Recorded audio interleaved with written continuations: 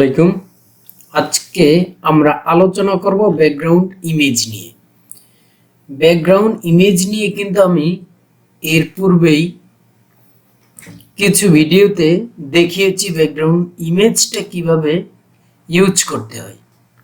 আজকে বিস্তারিত আলোচনা করে আপনাদের হাতে কলমে দেখিয়ে দেব আসলে ব্যাকগ্রাউন্ড ইমেজের ব্যাপারটা কি। তো চলুন দেখি। প্রথমে সিনট্যাক্সটা দেখে নিন। এইভাবে আপনি যদি পি এলিমেন্টের মধ্যে অথবা যে কোনো ধরনের এলিমেন্টের মধ্যে আপনি ব্যাকগ্রাউন্ড ইমেজ নিতে পারেন, কোনো প্রবলেম নাই। সেখানে আপনি যদি দিতে চান যে ব্যাকগ্রাউন্ড ইমেজ, এইভাবে প্রপার্টিটার নাম লিখতে হবে, দেন ক্লোন দিয়ে ইউআরএলটা লিখতে হবে এবং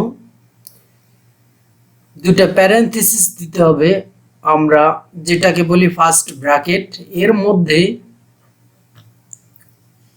এর মধ্যে দেখুন ডাবল কোট দিয়ে, ডাবল কোটের মধ্যে আপনার ইমেজের প্যাথটা, এক্সাক্ট প্যাথ, ইমেজ নাম সহকারে, এক্সটেনশন সহকারে। দেখুন এইখানে এক্সটেনশন ডটের পরে যেই কতটুকু লেখা থাকে সেটাই হলো এক্সটেনশন। যাই হোক, আমরা দেখে নিলাম আসলে সিনট্যাক্সটা কি। এরপর যে আমরা দেখতে চাচ্ছি আসলে কি কি ফরম্যাটের ইমেজ আমাদের ব্যাকগ্রাউন্ড ইমেজ হিসেবে সাপোর্ট করবে, আমাদের ওয়েবসাইটের ব্যাকগ্রাউন্ড ইমেজ হিসেবে সাপোর্ট করবে। ফার্স্ট, জেপিজি ফরম্যাটের ইমেজ, পিএনজি ফরম্যাটের ইমেজ, যেটা আপনাকে এখানে example.png লিখে রেখেছি, এইভাবে PNG format. Then SVG format, GIF অর্থাৎ GIF format, WebP format. এই কয়টা ফরম্যাট, এই 5টা ফরম্যাটের যে কোনো একটা ফরম্যাটের ইমেজ কিন্তু আমাদের ব্যাকগ্রাউন্ড ইমেজ হিসেবে চলবে, কোনো প্রবলেম হবে না। এইগুলো ফরম্যাট আমাদের ব্রাউজার সুন্দরভাবে সাপোর্ট করবে, যে কোনো ধরনের ব্রাউজার। যাই হোক, এখানে আমরা লক্ষ্য করুন দুইটা টাইপের ইমেজ, আমরা দুইটা স্টোরেজের ইমেজ আমরা আমাদের ব্যাকগ্রাউন্ডে শো করব। একটা হলো local image. Local image that means আমরা এর পূর্বে আপনাদের দেখিয়েছি, আমরা মিডিয়া নামে একটা ফোল্ডার রেখেছি অথবা ইমেজেস নামে একটা ফোল্ডার রেখেছি। ওর মধ্যে কিন্তু আমাদের প্রজেক্টের মূল ডিরেক্টরির সাথেই রেখেছি, ওর মধ্যে ইমেজ ছিল, এটা ব্যাকগ্রাউন্ড ইমেজ ডিরেক্ট ইমেজ হিসেবে ইউজ করেছি, ওইখানে রাখলেও হবে। এবং আর একটা হলো ওয়েব ইমেজ। ওয়েবে ইমেজটা আছে, আমরা আপলোড করিনি, অন্য কেউ আপলোড করেছে বা আমি আপলোড করেছি, সেইখান থেকে শুধু ইউআরএলটা কপি করে নিয়ে আমরা এই ফরম্যাটের মধ্যে বসিয়ে দিলে কিন্তু সুন্দরভাবে ইমেজটা দেখায়। তো চলুন হাতে কলমে একটু ব্যাকগ্রাউন্ড ইমেজটা দেখে নিই। আপনারা লক্ষ্য করলে দেখবেন প্রতিবারের মতোই আমরা কিন্তু নতুন একটা ব্রাঞ্চে শিফট করেছি। আমাদের ব্রাঞ্চের নেমটা দেখুন, এইখানে দেখাচ্ছে 10.2 CSS background image, এই নামে আমরা একটা ব্রাঞ্চ করেছি গিটহাবের। আমাদের যেটা করতে হবে, আমাদের এই ডিরেক্টরিটা আমাদের ভিএস কোডে ওপেন করতে হবে। আমরা যেটা করে থাকি, ভিএস কোডটা আমাদের সফলভাবে ওপেন হয়েছে। এখন আমাদের যেটা করতে হবে, এটা প্রথমে গো লাইভে ক্লিক করে রান করতে হবে। এখানে লক্ষ্য করলে দেখবেন উপরে আমার নামটা আছে এবং এইখানে কিছু লরেম ইসলামের টেক্সট লিখে রেখেছি। সেম ভাবে এটা যদি ব্লগের হেডলাইন ধরেন, নিচে ছোট্ট একটা ডেসক্রিপশন দেওয়া আছে ব্লগের। তা আমরা যদি চাই যে শুধু প্যারাগ্রাফটার মধ্যে আমরা ব্যাকগ্রাউন্ড ইমেজ ইউজ করতে পারবো, তো সেক্ষেত্রে আমাদের যেটা করতে হবে সেটা হলো, ফার্স্ট অফ অল আমাদের সিএসএস ফাইলটা তো সিলেক্ট করা পূর্বের থেকেই আছে আমাদের। আমি দেখুন একটু কায়দা করে ফেলেছি, অ্যাবাউট নামে একটা আইডি নিয়েছি। এটা যেটাকে করতে হবে সেটা হলো আমাদের ওই অ্যাবাউটটাকে এরকম সিলেক্ট করতে হবে হ্যাশ দিয়ে, এবং তার মধ্যে যে প্যারাগ্রাফ আছে এইটাকে বলতে হবে ব্যাকগ্রাউন্ড ইমেজ। ওকে, ব্যাকগ্রাউন্ড ইমেজ আমরা সিনট্যাক্সে দেখেছিলাম যে ইউআরএল একটা মেথড আছে, তো এর মধ্যে আমাদের ডাবল কোটেশন দিয়ে আমাদের ইউআরএলটা দিতে হবে।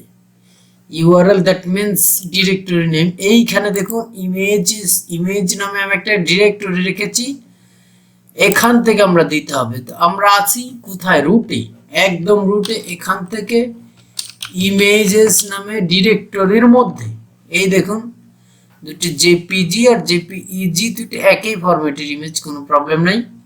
এটাকে আমি এই নিচের ইমেজটাকে দিয়ে দিলাম, সেভ করে দিলাম। এখন একটু লক্ষ্য করবেন, দেখুন এইখানে কিন্তু আমাদের ব্যাকগ্রাউন্ডটা চলে আসছে, আমাদের লেখার পিছনে কিন্তু সুন্দরভাবে ব্যাকগ্রাউন্ডটা দেখাচ্ছে।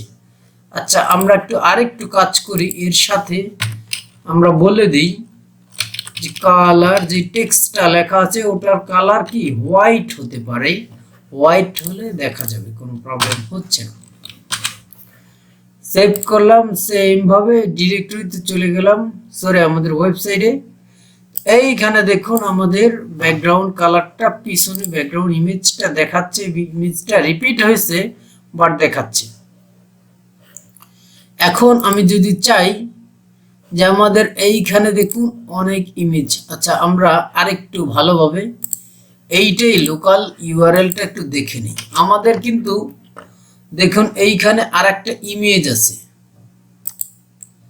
এটা চাইলে আমরা এটাও ইউজ করতে পারি, ওইটার পরিবর্তে ওইখানে ইউজ করি। চলুন দেখিতে একটু।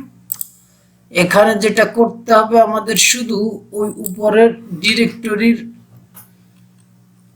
গুলো ঠিকই আছে, আমাদের যেটা করতে হবে সেটা হলো images.jpg, সরি ইমেজ ডিরেক্টরির মধ্যে development.jpg, এটা সেভ করার পরে আমাদের এখানে লক্ষ্য করুন আমাদের কিন্তু ওইখানে যেইগুলো ছিল, এটা উইড ইমেজ বড় উইডের জন্য এটা পুরোপুরি আসতেছে না, তবে আসছে ব্যাকগ্রাউন্ড কিছুটা হলেও। তো এই এখন আমরা যদি চাই, আমাদের চাওয়ার উপর ডিপেন্ড করবে, আমরা যদি চাই তাহলে এই আমাদের যে এই সেকশনটা না, নিচের সেকশনটা ব্লক সেকশনটা, এটাকে আমরা কিছু ডিজাইন করতে পারি। আমাদের যেটা করতে হবে ওটা একটা আইডি ব্লগ নামে, এর মধ্যে একটা পি ট্যাগ আছে, পি এলিমেন্টের মধ্যে আমরা ব্যাকগ্রাউন্ড ইমেজেস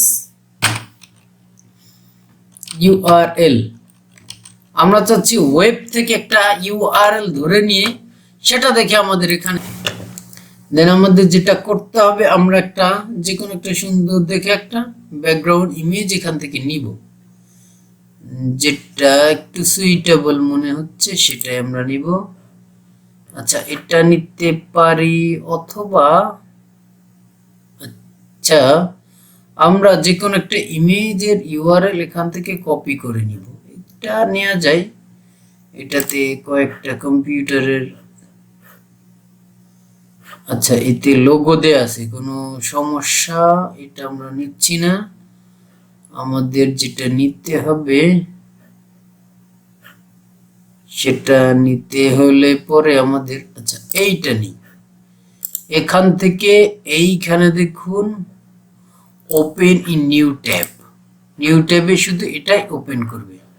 আচ্ছা এইখান থেকে ওপেনটা হয়নি, আমার যেটা করতে হবে open image in new tab, এই নিউ ট্যাব এইখানে দেখুন ইমেজের ইউআরএলটা এখানে দেখুন .jpg, এই এক্সটেনশনটা কিন্তু এখানে আছে। আমাদের যেটা করতে হবে এটাকে সিলেক্ট করব, সিলেক্ট করে কপি করব, কপি করার পরে আমাদের যেটা করতে হবে সেটা হলো আমাদের কোডিংয়ে চলে যেতে হবে এবং দুইটা ক্লোন দিয়ে এর মাঝখানে আপনার ইউআরএলটা বসাই দিবেন। ইউআরএলটা সাকসেসফুলি সেট হলে পরে আমাদের দেখুন এইখানে দেখুন আমাদের এই প্যারাগ্রাফটার সাইজ একটু ছোট, বাট আমাদের লেখাগুলো কিন্তু সুন্দরভাবে দেখাচ্ছে।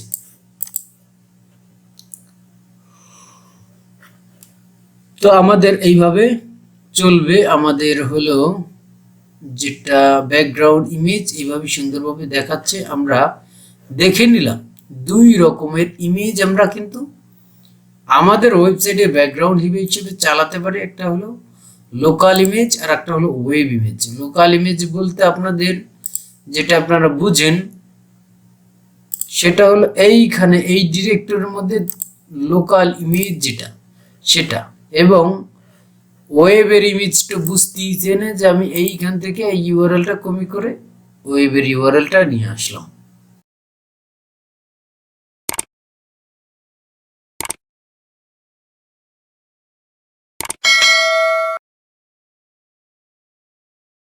এই কুইক ডেভেলপমেন্ট ইউটিউব চ্যানেলের থেকে ধৈর্য ধরে আপনাদের শেখার জন্য এইভাবে আপনারা শিখতে থাকুন, পরবর্তী পর্বগুলো দেখতে থাকুন।